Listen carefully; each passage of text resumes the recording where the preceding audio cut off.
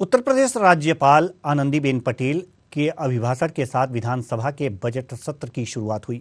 इस दौरान राज्यपाल ने विधानमंडल के दोनों सदनों को संबोधित किया। हालांकि राज्यपाल ने हंगामे के बाद भी अपना अभिभाषण पूरा किया। वहीं नारेबाजी करते हुए सपा विधायक सदन के वेल में आ गए। राज्यपाल के अभिभाषण के बाद सदन की कार्यवाही मंगलवार 11 बजे तक के लिए स्थगित कर दी गई। वहीं सीएम योगी आदित्यनाथ ने कहा कि विधानसभा में सकारात्मक माहौल में चर्चा होना चाहिए। सीएम ने कहा कि सदन की उच्च गरिमा और मर्यादा को बनाए रखने की अपील की और कहा कि गंभीर चर्चा को आगे बढ़ाने से लोकतंत्र के प्रति आम जन की आस्था बढ़ती है।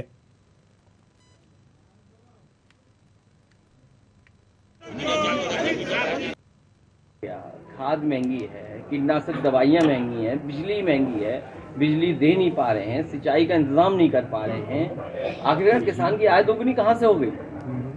और फिर अगर आपको पैकेज आटा मिलेगा, क्या ये सरकार से खरीदा हुए गेहूं का आटा खा रहे हैं आप? जो आप रिफाइंड तेल खा रहे हैं, क्या सरकार का उसमें देन है? क्या किसके हाथ में दे दिया आपने? आपको अगर आटा खाना होगा तो हो सकता है प्राइवेट कंपनियों का आटा खाना पड़े। रिफाइंड तेल अगर खाना पड़े तो प्राइवेट लोगों का खाना पड़ेगा। सरकार अपनी जिम्मेदारी से हट करके प्राइवेट हाथों में जा रही है और प्राइवेट हाथ कंट्रोल करेंगे, प्राइवेट उद्योगपति कंट्रोल करेंगे कि आप कौन सा आटा खाएं, कौन सा रिफाइंड तेल खाएं, कौन सा घी मिलेगा आपको।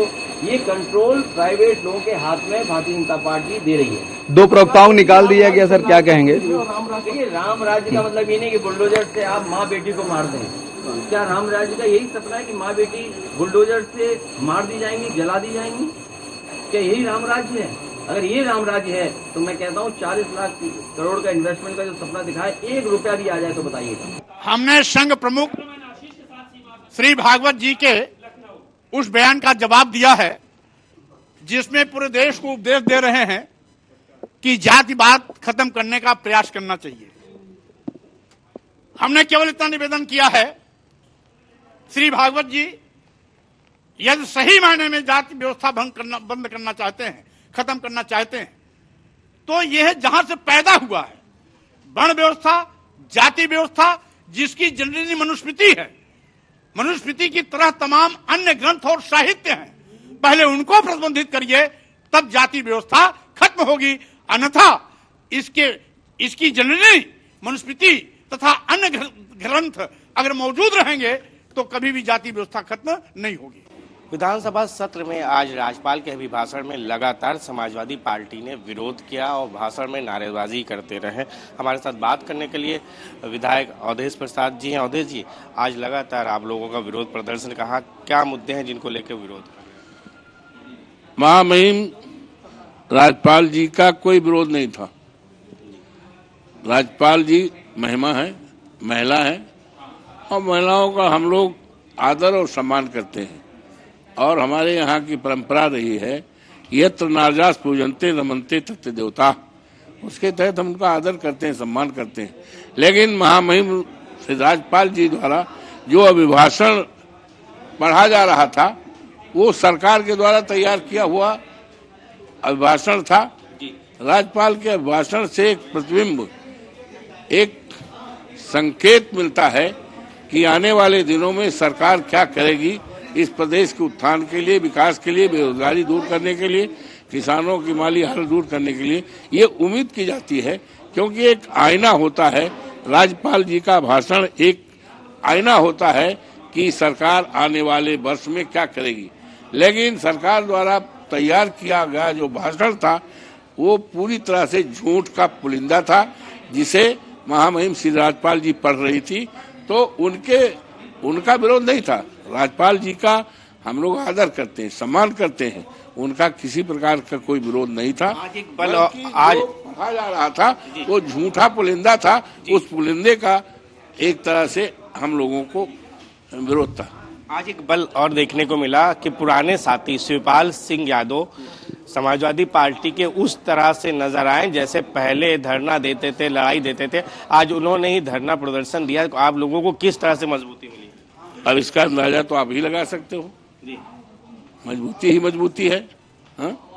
अभी सत्र बाकी है 22 को हाँ, योगी सरकार बजट अपना पेश करेगी। तो घमासान होने वाला है, समाजवादी पार्टी विरोध लगातार जारी रहेगा। समाजवादी पार्टी किसी प्रकार का कोई घमासान नहीं करती।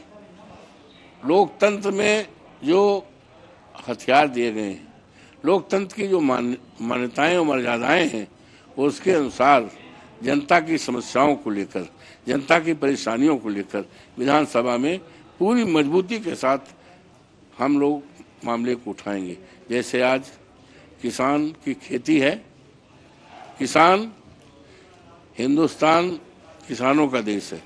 यदि हिंदुस्तान की तरक्की और खुशहाली करना है तो हमें किसानों की तरक्की करना होगा। लेकिन अफसोस है कि आज किसानों की फसल को सांड चल रहे हैं। किसानों की रात जाड़ा है, बरसात है, गर्मी है, घर में नहीं बीती है। उनको किसानों के अपनी फसल को रखाने के लिए सांडों से, आवारा जानवरों से खेत में रहना पड़ रहा है। उसके लिए पिछले विधानसभा में भी हमने स्वयं और समाजवादी पार्टी पूरे सभी सम्मानित साथियों ने उठाया था, कोई असर नहीं पड़ा। तो आज सबसे बड़ी समस्या किसानों की सांडों से वाला पशुओं से खेती का नुकसान का है। और सांड केवल खेती नहीं चल रहे हैं, सांड तो जान ले रहे हैं। अभी माता प्रसाद पांडे जी जो अध्यक्ष हैं, सीनियर मेंबर हैं, अभी वो कह रहे थे कि उनके यहाँ 5 किसानों को सांडों ने मार दिया। पूरे प्रदेश में सांड किसानों की खेती चल रहे हैं और किसानों की जान ले रहे हैं। तो ये मुद्दा पर पूरी तरह से मजबूती से उठाया जाएगा। कानपुर की घटना है और अनुसूचित जाति की जो सुविधाएं थी, आरक्षण था, और संविधान पर ये पूरी तरह से खत्म करने का प्रयास किया जा रहा। ये तमाम जनहित के जो मुद्दे हैं ये विधानसभा में उठाए जाएंगे। ये हमारे साथ अवधेश प्रसाद थे, जिनका साफ कहना था कि जो किसानों का मुद्दा है उसको पूरी तरह उठाया जाएगा। आने वाले 22 फरवरी को बजट सत्र पेश होगा, उसमें समाजवादी पार्टी तमाम जो सामाजिक मुद्दे हैं, किसानों के मुद्दे, उनको उठा के सरकार को घेरने का काम करेगी। कैमरामैन मानस के साथ साहिद सिद्दीकी, न्यूज़ आवर, लखनऊ। राज्यपाल अभिभाषण में समाजवादी पार्टी ने जमकर विरोध किया। हमसे बात करने के लिए समाजवादी पार्टी के प्रदेश अध्यक्ष नरेश उत्तम जी, आज जमकर आप लोगों ने राज्यपाल अभिभाषण में बवाल। राज्यपाल का अभिभाषण एकदम सरकार झूठा पढ़वा रही थी और राज्यपाल के द्वारा जो उनकी उपलब्धियां हैं उनको पूरी बयानबाजी करवा रहे थे। उस बात का समाजवादी पार्टी ने विरोध किया है। और जिस तरीके से लोकतंत्र की हत्या हो रही है, नैतिक मूल्यों में गिरावट आ रही है, इस बात का समाजवादी पार्टी पुरजोर विरोध करती थी और करती रहेगी। आने वाले समय में बजट सत्र स्टार्ट होने वाला, क्या क्या मांगे जिनको लेकर आप लोग उठाएंगे? हम किसानों की समस्याएं बराबर हो। सरकार झूठ बोल रही है कि हम किसानों की आय दोगुना करेंगे। पूरे 9 वर्ष हो गए हैं भारतीय जनता पार्टी की केंद्र में और 60वां वर्ष है उत्तर प्रदेश सरकार में। डबल इंजन की सरकार में किसानों की आय डबल घट गई, बढ़ी नहीं है। महंगाई लगातार बढ़ती जा रही है। खाद का दाम, बिजली का दाम, सिंचाई का दाम और मजदूरी सब कुछ बढ़ गया, लेकिन किसान की आय नहीं बढ़ी। अभी तक हजारों करोड़ रुपया गन्ना किसानों का बकाया है, लेकिन सरकार उन किसानों की तरफ नहीं ध्यान दे रही है।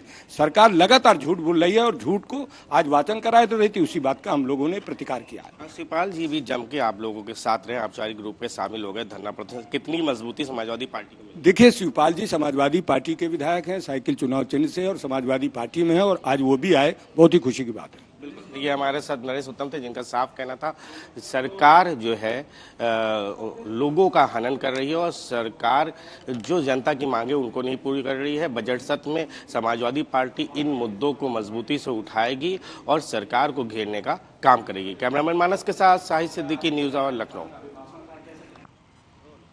विधानसभा बजट सत्र का पहला दिन हंगामे भरा रहा। सुबह से ही विपक्ष और समाजवादी पार्टी के लोग विधानसभा के सामने धरना प्रदर्शन दिए। आज देखने की बात ये थी कि विधानसभा में समाजवादी पार्टी के जो वरिष्ठ नेता थे, आज उनकी वापसी हो गई थी। समाजवादी पार्टी के महासचिव शिवपाल सिंह यादव ने आज अगुवाई की और धरना प्रदर्शन किया। आज ये भी देखने वाली बात थी कि आज इतिहास में पहली बार विधानसभा सत्र में धरना प्रदर्शन की कवरेज को भी मीडिया को जाने से रोका गया, मीडिया से भी नोक झोंक हुई। वहीं आज राज्यपाल अभिभाषण में भी लगातार विपक्ष की नारेबाजी चलती रही कि राज्यपाल महोदया वापस जाएं, किसानों के मुद्दे पे सरकार सामने आए, गरीबों के जो बुलडोजर चल रहे हैं उसके लिए जांच हो, तमाम मुद्दों को सरकार को घेरने का काम विपक्ष करती रही। वहीं 22 फरवरी को योगी सरकार